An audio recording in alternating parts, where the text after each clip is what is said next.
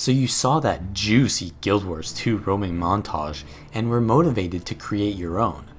But you realized that the only part of it you were good at was the RP walk.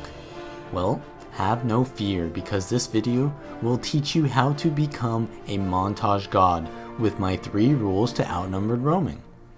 And then I'll commentate over some raw footage to show the difference between a montage and reality, because we know most montages are cherry-picked fights that don't show the whole situation.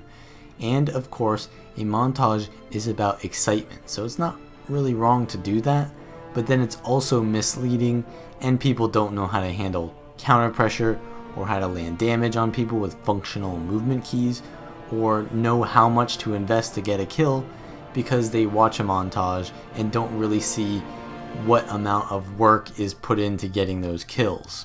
The reality is that there are so many more skills and thought processes required to truly winning outnumbered fights against decent players.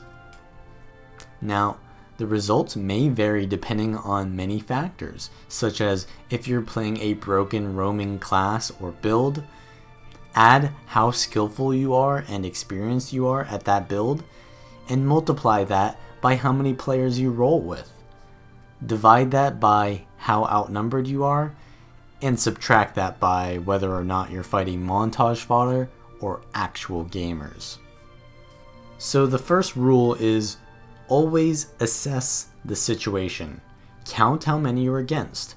The more outnumbered you are, the more you want to assess the situation. Figure out their builds. You can generally guess what builds people are playing by their weapon skills. And no, I don't mean a weapon gives off a certain playstyle, because a staff ally is probably DPS, but a staff firebrand is probably a support. You also want to look around for any terrain. If you're out in the open, it's much easier for enemies to focus you. Kiting and terrain can split up the enemy because they may have varying amounts of mobility or knowledge of the terrain you're using. Handling an outnumbered situation is very much about splitting up a group and focusing isolated players. The second rule is you want to establish a win or kill condition. Usually getting the first kill is your win condition, because if you can kill one person in a 1v4, then you can probably kill a person in a 1v3, and it just gets easier over time. So you want to find your first target essentially. This relies heavily on the information you gathered in your assessment, but can also change as you experience the situation. You may see that the enemy has a support, but whether you focus the support or not depends on if there are any easier targets. If they are supporting someone with a lot of self-sustain or mobility or evades already, then it's going to be even more difficult to focus that person when they're being supported. And then you're going to need to create a more efficient strategy for killing your target, because you're going to need to get around their defensive cooldowns and burst them while also taking tons of added pressure. As a general rule of thumb, you want to go for squishy but high damage targets first, because they do most of the pressure and you can survive being outnumbered if they aren't free casting on you.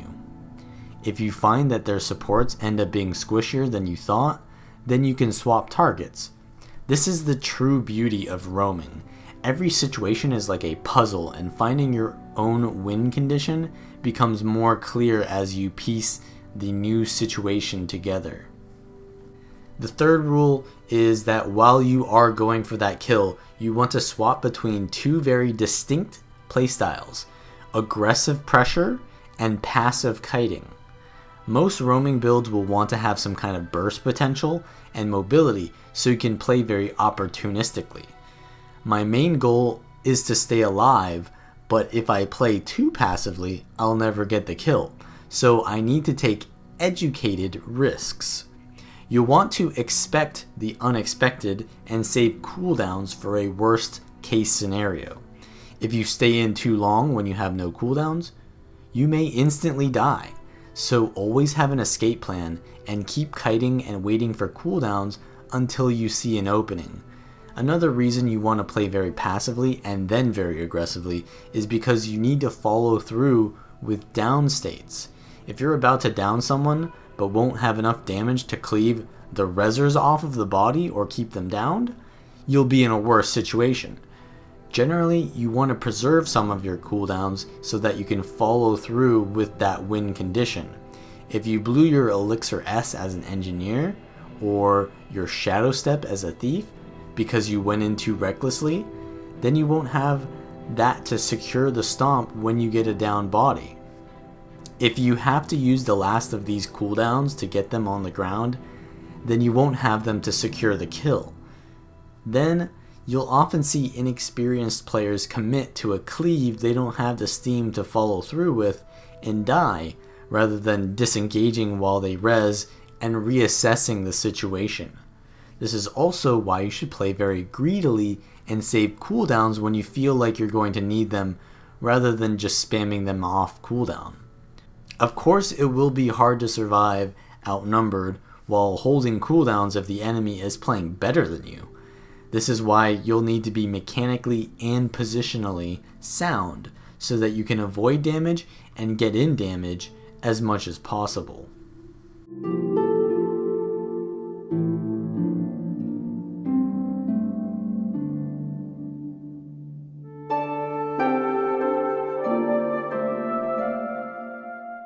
So here is a situation. I just got finished killing a camp and I'm low on cooldown, so I immediately have to play very safe. I see that there's one thief, and then there's another one or two coming at me, so I immediately go to terrain where thieves can't really steal on me very easily, or if they can, they can't really combo it with anything, so I'm pretty safe there. And then I'm just trying to kite the thief until I can see an opening. They use Shadow Portal, but they're still very low, so I play aggressively now. And I see that there's another thief here. I'm just using Dagger Storm to gain information here, because it's basically like a 3-second window where you don't really need to interact with the enemy. I play very aggressively again, but if I try to go for the kill there, I'm going to die, so I Shadow Step out and I'm playing very safe until my heal skill comes off cooldown, and then I can play very aggressively again, because if I play aggressively with 2 HP, well then I'm going to die. And the thief jumps on me, and at this point I can play very aggressively on that. And as you can see, I'm also playing around the down state by keeping it down while also not letting it interact with me too much, by staying out of range of it until the other guy tries to res. Now a third player comes in. This is another thief, and I get the stomp on the first thief because I'm just kind of waiting for time, just waiting to see what that third thief is going to do. So that's the best thing I can do. I got stolen on, and I immediately Shadow Step out because I'm going to get bursted there. And now I'm just kiting. I have my Shadow Return if they jump on me, and I immediately use that as soon as they get close to me. Now there's like a third player here, so this is like kind of like 4 players I've experienced. At this point though, one of their thieves has really low sustain, so I do end up getting the down on that, just waiting for that opportunity to present itself. And now I've seen that the thief has used their downstate ability, but they do have the stealth, so that is unfortunate. I play greedy for the cleave here because I have enough cooldowns to do so, and the shrine that I just captured is actually now helping me out, and the golem is like doing damage for me, so I can actually play pretty safe here. And at this point I'm pretty far in the lead. This is going to be a win for me. Okay, so they all stealth there. That's a very bad situation for me because I don't want to let someone who has, numbers advantage open on me, because that's just going to be a losing situation every single time. So yeah, I Shadow Stepped out of there. Now I'm trying to duel the thief while they fight basically the NPCs over there. I'm basically splitting them, but there's a lot of people starting to stream into this shrine now. I see their scrapper is low, so I go on that, and I do have stealth to get the stomp, but there's way too much cleave there, so I kite and just resustain with my heal skill. Their getting destroyed by the NPCs now, so this is looking really good. So one thing I did there is I played very aggressively, even though I was under pressure, because I knew that I would rally if I had gone down. But I ended up not going down because the NPCs are peeling for me so hard. And as you can see, I'm still playing very safe, even though this is a winning play, because you don't want to throw. You don't want to take any unnecessary risks. So, and especially in a situation where you're outnumbered and you get a kill, you always want to play very aggressively until you get that kill. And then as soon as you get the kill, you need to go back, reassess the situation, and wait for cooldowns, because you can't really steamroll that easily in an outnumbered situation where you can just chain kills like that. I mean, unless the enemy is that free.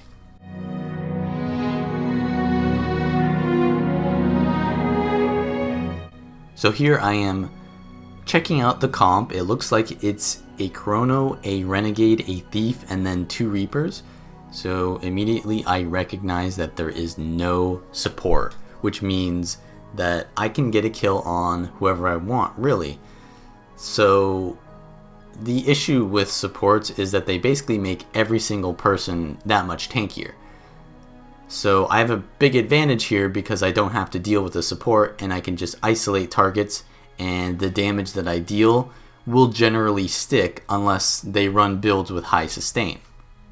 And I see as soon as the majority of their party recognizes me and starts to focus me, I immediately shadow step out and play more passively, because I want to kind of like poke at them and see if I can get some damage to stick with my cluster bombs.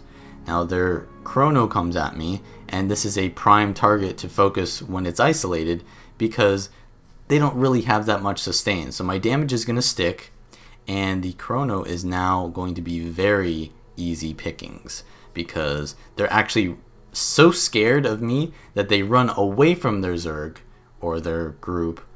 But I don't really have enough cooldowns to finish the kill there, because there's still a lot of players and a full camp.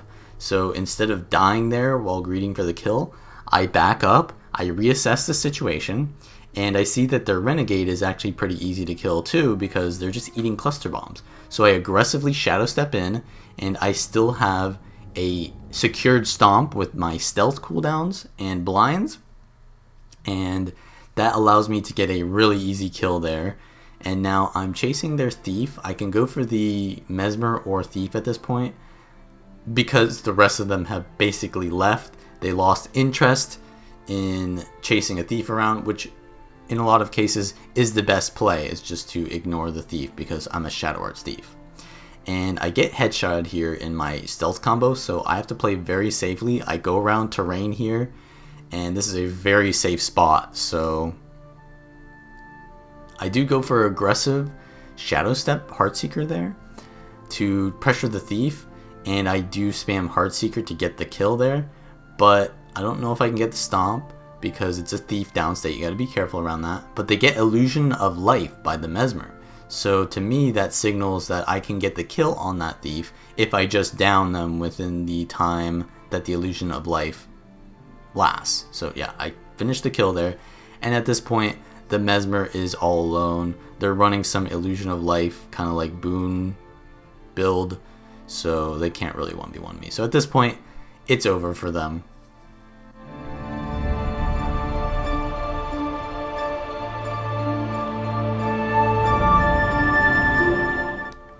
Okay, so this final clip is going to be a long one, so get out your popcorn if you didn't have it already. Basically, the purpose of this is to show that not only can you really have a lot of sustain, but in order to get results in a lot of situations, sometimes you do need to have sustain and patience, and to be able to have those long-winded sequences where maybe you don't even get anything out of it.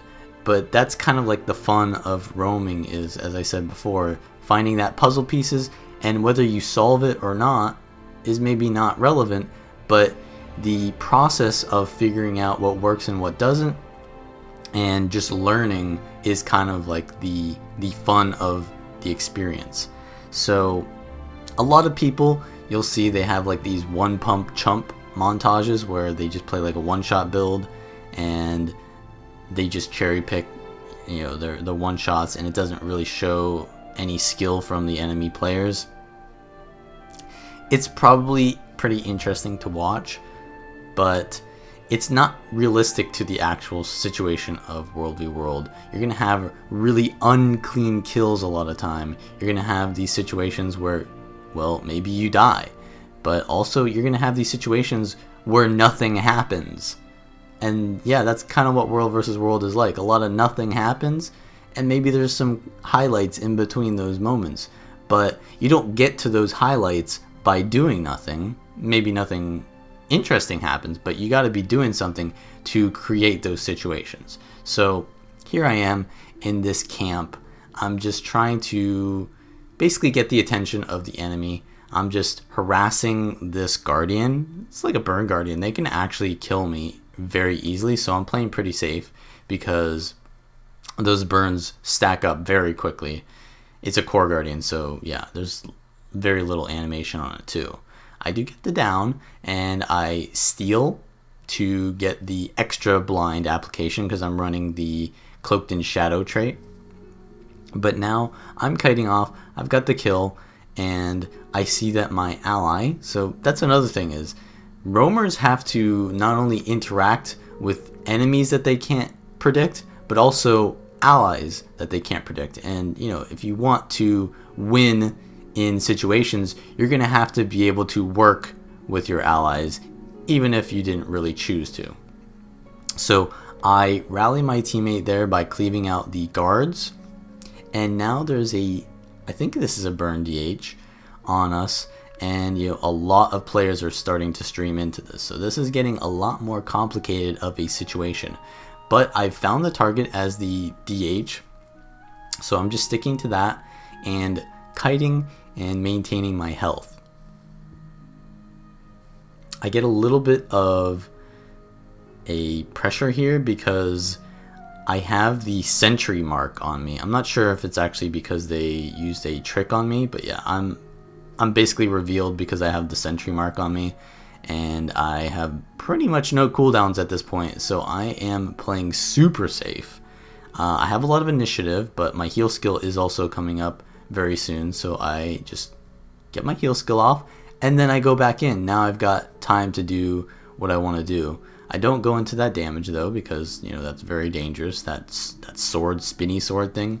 Also, a ranger comes in. Now rangers are probably the biggest menaces to thieves, because no matter how much mobility you have, a longbow doesn't really care about that because they can just full burst you from maximum range.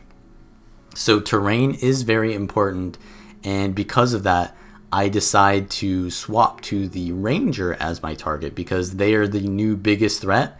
And if I stand close to the ranger, it means that they're usually going to want to try to reposition, and that means they're not free casting on me. A ranger that's free casting in World v World is probably the most scary thing because a lot of them can run like really aggressive builds. I do go for the stomp there very greedily, and it doesn't work out, so I have to play safe here. And now there's like a Condi Deadeye on me, and this is very dangerous, so I steal to get stealth at the end of my Daggerstorm animation there. It's really important that you stow Daggerstorm because there's a 3-second evade but a 4-second animation. So after the evade's over, you want to stow, and then I use my steal for the stealth. Now I'm just kind of like, I'm looking for a opportunity here because, you know, I just had a lot of heat on me, and I probably don't want to, you know, I want to lose some heat.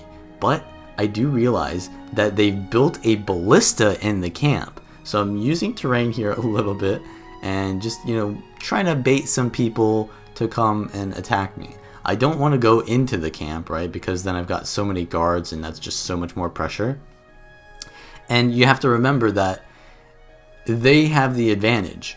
So if I'm 1v7, I have no compulsion to go and fight on their terms. If anything, they should be fighting on my terms because they're the ones thirsting for the kill in like a 1v5 here. So really I need to just play basically as safe as possible, using terrain to my advantage, not allowing them to use things to their advantage. So obviously I'm not letting the ballista line of sight me, I'm staying on the other side. And if I can't get a kill because of that, well, then that's fine, because I'd rather that happen than me dying. So it's, in a lot of cases, when you do play around staying to your advantages, it means that the fight gets drawn out. But obviously, I'm forced to do that because I am so heavily outnumbered. And I'm trying to get on that terrain there. It's a little bit of a difficult thing to realize at first, but you gotta jump on the smaller of those like mushroom kind of like shrubs there. And yeah, I'm just looking for an opportunity, because there's so many different things that I have to assess here. And yeah, I'm kind of failing to do this jumping puzzle here, so it's like a worst case scenario, like all these people jumping on me and I can't even jump on the little flower there. So I get on top finally, and I really don't see a good kill until the Deadeye reveals themselves, and I get a nice little down on the Deadeye, and I go for the stomp by interrupting the Guardian. And at that point I could have gone for a Shadow Step stomp, but the Deadeye just kind of stood there, so I had the outs to get my win condition of the kill, but also, yeah, they kind of just stood there.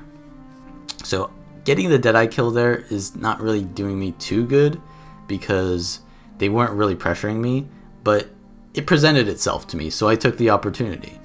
Now, I do see that the Ballista Mesmer is maybe a good target, so I jump on them, but they end up being some sort of like tanky staff thing, so I'm reassessing the situation again. And just looking around, yes, so the Mesmer is still on the Ballista, maybe. Oh, so the Deadeye just marked me there. That's my cue to basically get out, because Deadeyes, they can CC you with a skill called Binding Shadow, and it's like a 3-second knockdown, and if they do it from stealth, it has no animation, so it's kind of scary.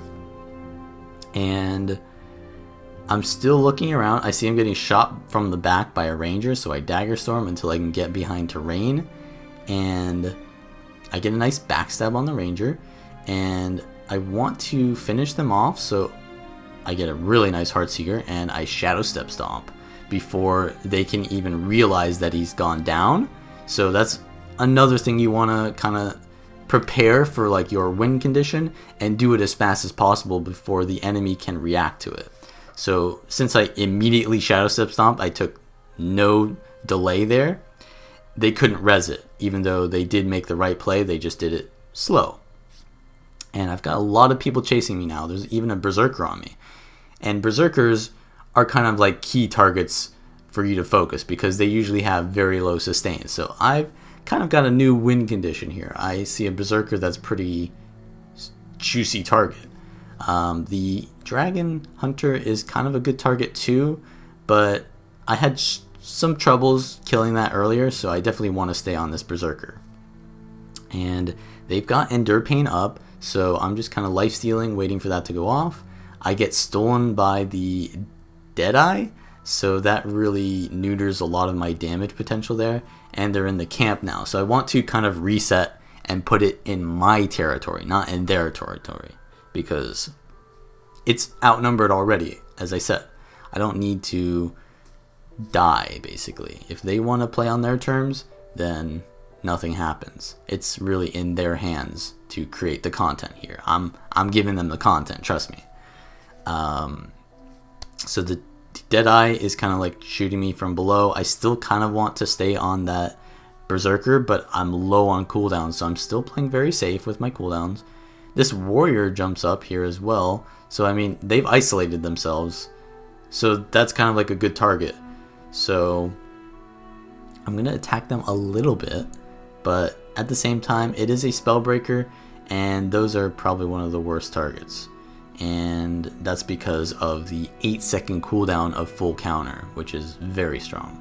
So yeah, the Berserker finally comes up here, and this is my kill window right here. So I play very aggressively on this Berserker, because that's this is the situation I want. So I even go into the enemy camp, but I get stolen onto by the Deadeye again, and that interrupts my final Heartseeker that would have got the down, and I would have been able to Shadow Step Stomp potentially.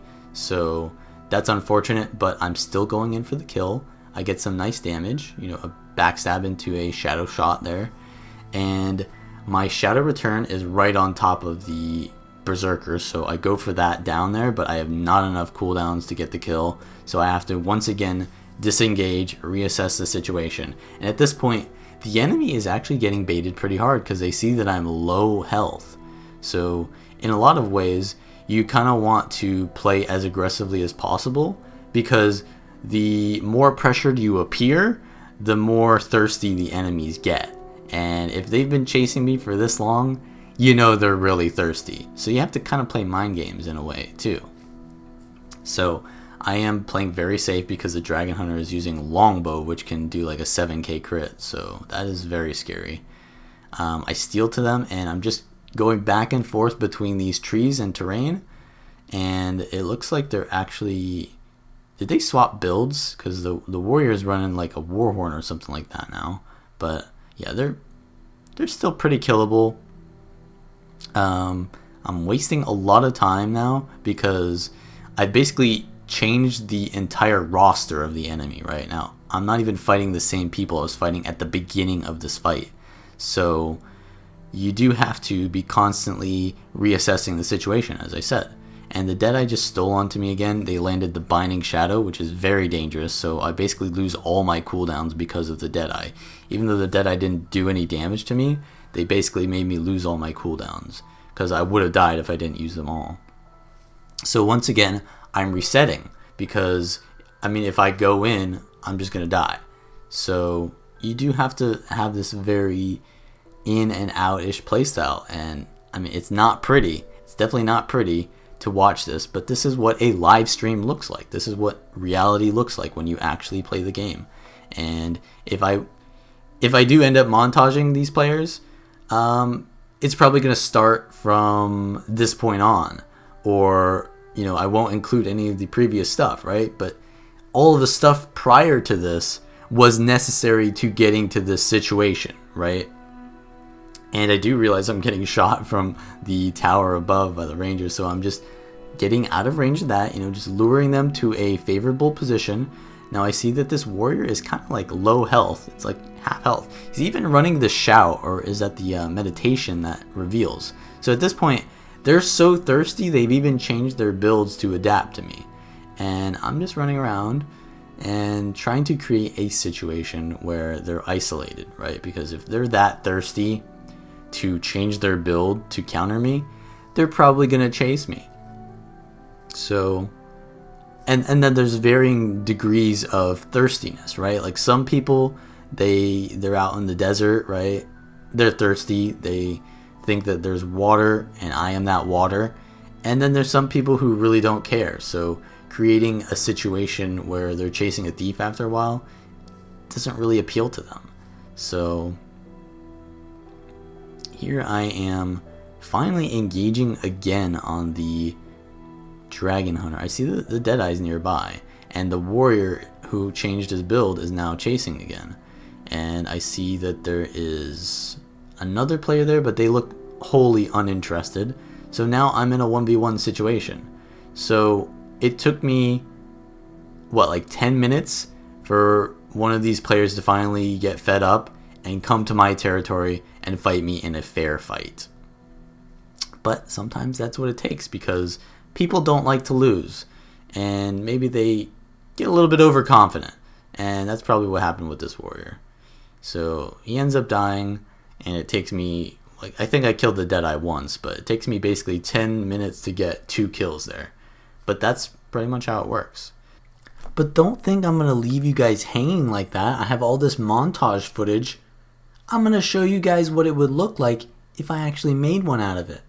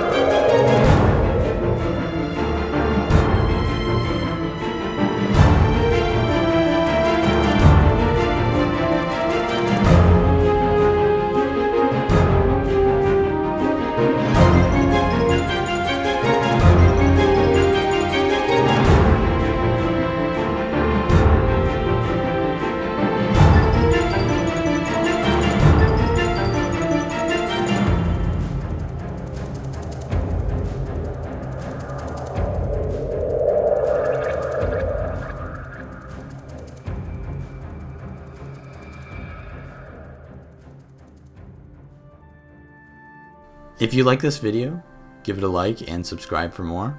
And leave a comment down below if you would like to see more of Thief or maybe other classes of roaming commentaries. And check out the links in the description. Thief isn't the only build you can roam on. There are a lot of other builds that I've created videos for, so check out that playlist. And you can also check out the live version of this video on my Twitch, which is also linked below. And I will see you guys next time.